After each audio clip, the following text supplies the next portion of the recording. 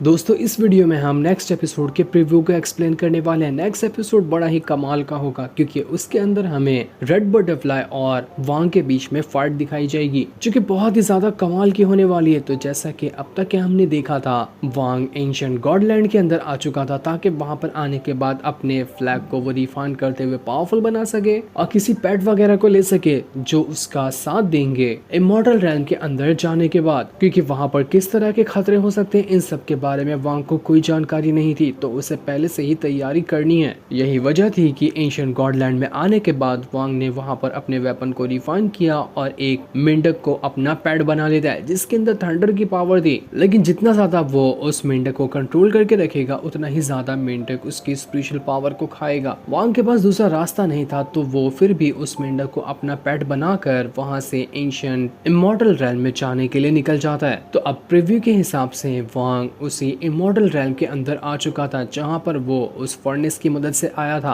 वो जगह उसे काफी ज्यादा वीरान लगती है क्योंकि ये पूरा का पूरा इमॉर्टल रैल्म बर्बाद जो हो चुका है। वहां की जो बिल्डिंग थी वो बड़ी बड़ी थी और बहुत ही ज्यादा कमाल की थी। वांग एकदम हैरान रहता है कि जब ये बिल्डिंग पहले बर्बाद होने से सही रही होगी ना तो वो इतनी ज्यादा खूबसूरत और इतनी ज्यादा कमाल की होगी जिसका अंदाजा भी नहीं लगाया जा सकता, क्योंकि ये सारी की सारी बिल्डिंग जो है वो स्पिरिचुअल स्टोन से बनी है। जो स्टोन उसके सुजाको प्लांट पे तो जल्दी मिलता भी नहीं है। लेकिन अब ऐसा हाल हो चुका है कि इमॉर्टल रैल्म पूरी तरह से बर्बाद हो गया। वांग को समझ नहीं आता कि आखिर यहाँ पर ये हुआ क्या था जिस वजह से इमॉर्टल रैल्म जो कि अपने टाइम का बहुत ही खूबसूरत जगह रहा होगा वो इस तरह से बर्बाद हो गया। प्रीव्यू में तो नहीं दिखाया गया लेकिन हाँ कोई ना कोई ऐसी चीज वांग को पता चलेगी जिसकी मदद से वो प्रीव्यू के नेक्स्ट सीन में कहता है कि ये जो जितना भी इमॉर्टल रैल्म बर्बाद हुआ है ना उसकी आधी से ज्यादा जगह एक बंदे ने बर्बाद की है। वो बंदा बहुत ज्यादा स्ट्रॉन्ग रहा होगा जिसने अपनी पाम टेक्निक का इस्तेमाल किया और उसके पाम की मदद से ही ये पूरा का पूरा आधा से ज्यादा इमॉर्टल रैल्म बर्बाद हो गया, क्योंकि हर जगह एक ही पाम अटैक के निशान है। जिस पाम अटैक ने बड़ी से बड़ी इमॉर्टल रैल्म की बिल्डिंगों को तोड़ दिया। तो आखिर वो बंदा कौन सा रहा होगा, उसका जो अटैक था वो कितना स्ट्रॉन्ग रहा होगा जिसने बस एक ही पाम टेक्निक का इस्तेमाल करते हुए बड़ी से बड़ी इमॉर्टल रैल्म की बिल्डिंग को तोड़ दिया। यही सब चीज जानकर वांग एकदम ज्यादा हैरान रह चुका था। इमॉर्टल रैल्म कोई छोटी जगह नहीं थी, वो बहुत ज्यादा बड़ी जगह थी। तो सभी जो कल्टीवेटर यहाँ पर आए हैं उन्हें कोई कोई इलाका पकड़ना पड़ता है और वहां जाकर वो अपना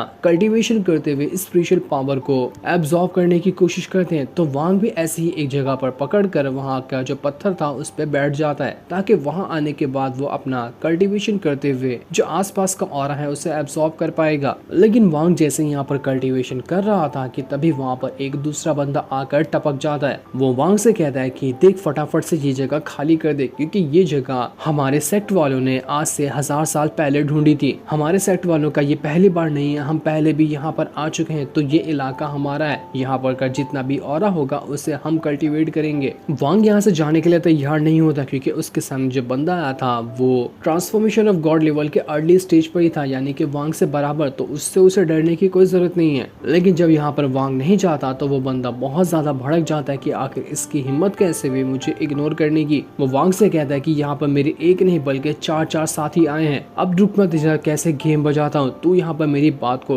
मना करके ना अच्छा नहीं किया। वो वहाँ पर किसी बंदे को भी बुला लेता है जो कि बहुत ही ज्यादा पावरफुल और किसी गॉड की स्पिरिट जैसा लग रहा था। वो बंदा भी यहाँ पर आने के बाद बहुत ज्यादा भड़का हुआ था जो वांग को यहाँ पर से जगह खाली करने कह रहा होता है। लेकिन वांग यहाँ पर किसकी भी बात नहीं सुनता, सबको वहाँ पर इग्नोर मारते हुए अपना कल्टीवेशन शांति से कर रहा था। इस चीज से वो जो बड़ी वाली स्पिरिट यहाँ पर आई थी वो भी भड़क जाती है कि आखिर इसकी हिम्मत कैसे हुई हमें इग्नोर करने की, ये अपने आप को समझता क्या है। प्रीव्यू में तो नहीं दिखाया गया लेकिन हो सकता है कि यहाँ पर उस स्पिरिट की वांग के साथ फाइट हो, जो कि फाइट कमाल की होगी क्योंकि वो स्पिरिट बहुत ज्यादा पावरफुल लग रही थी और वो स्पिरिट यहाँ पर बहुत ज्यादा बड़ी भी होती है, बिल्कुल किसी गॉड की स्पिरिट की तरह। इसके बाद प्रीव्यू के अगले सीन में हम वांग को देखते हैं जो आगे बढ़ते हुए वापस से इस इमॉर्टल रैल्म को एक्सप्लोर कर रहा था ताकि यहाँ की और अच्छी जगह के बारे में जानकारी हासिल कर सके। ऐसे ही एक्सप्लोर करते हुए वो एक महल के अंदर आ जाता है जो कि अब तो वीरान हो गया था लेकिन जब पहले रहा होगा तो वो कमाल कर रहा होगा। वहाँ पर आने के बाद उसे कुछ लोग भी दिखाई देते हैं जो सभी अपना आपस में बातें कर रहे थे। असल में ये इंसान नहीं थे, ये उस टाइम के लोग थे जब ये महल सही सलामत था और जब तबाही आई होगी तो महल के टूटने की वजह से ये लोग भी मर गए थे। तो उन्हीं की स्पिरिट वहाँ पर मौजूद थी जो अभी भी वहाँ पर घूम रही रही थी। वांग उन लोगों को देख रहा होता है कि तभी उनके बीच में झगड़ा वगैरह हो जाता है। तो वो लोग जो अटैक कर रहे थे, उनका इल्यूजन वाला अटैक वांग की तरफ बढ़ने लग गया था। वांग ने जैसे ही यहाँ पर उस अटैक को रोकने के लिए अपना हल्का सा क्या अटैक किया था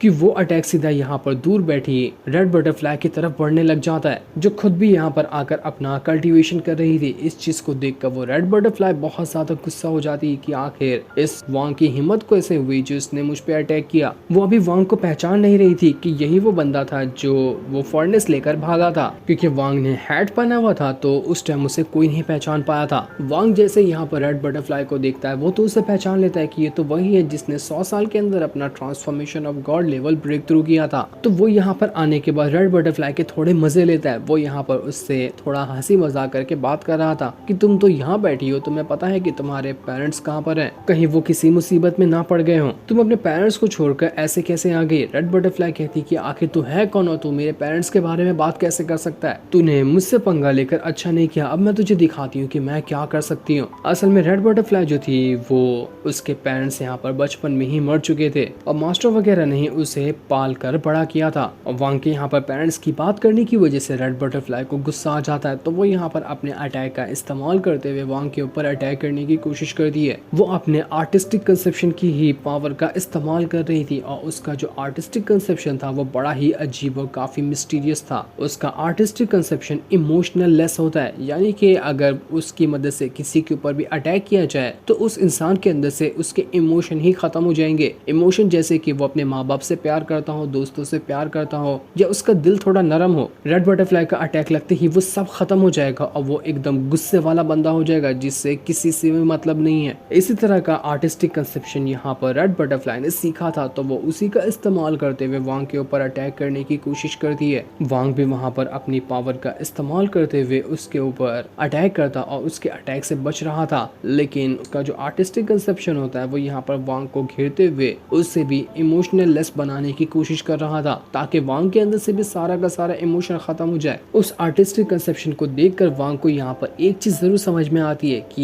यही जो आर्टिस्टिक कंसेप्शन है ना, वो रेड बटरफ्लाई को इतना ज्यादा गुस्से वाला बनाता है, क्योंकि इसके अंदर कोई भी इमोशन है ही नहीं। और जब इसके अंदर इमोशन नहीं था तभी इसने खुद को इतना ज्यादा जल्दी इतना स्ट्रॉन्ग बना लिया, क्योंकि इमोशन खत्म होने के बाद इसे किसी चीज की परवाह ही नहीं थी। तो उसने अपना सारा ध्यान कल्टीवेशन में लगाया, जिस वजह से वो बहुत जल्दी अपना ब्रेक थ्रू कर पाई। रेड बटरफ्लाई का जो अटैक था वो यहाँ पर वांग को भी अपनी चपेट में लेने की कोशिश करता है, जिससे वांग बचने की कोशिश कर रहा था। और ये वाला जो फाइट सीन होगा वो काफी ज्यादा बढ़िया हो सकता है, क्योंकि नॉवेल के हिसाब से तो ये बढ़िया ही है, लेकिन अब डोंगो वाले इसे कट करके छोटा ना कर दें। लेकिन प्रीव्यू में हमें बताया तो नहीं गया कि इस फाइट का विनर कौन होगा और ये फाइट कितने टाइम तक की चलने वाली है। वो सब चीज हमें इसके ऑफिशियल एपिसोड में ही पता चलेगी, जो कि संडे को रिलीज होगा, और वो एपिसोड बड़ा ही कमाल का। तब तक के लिए थैंक्स फॉर वॉचिंग।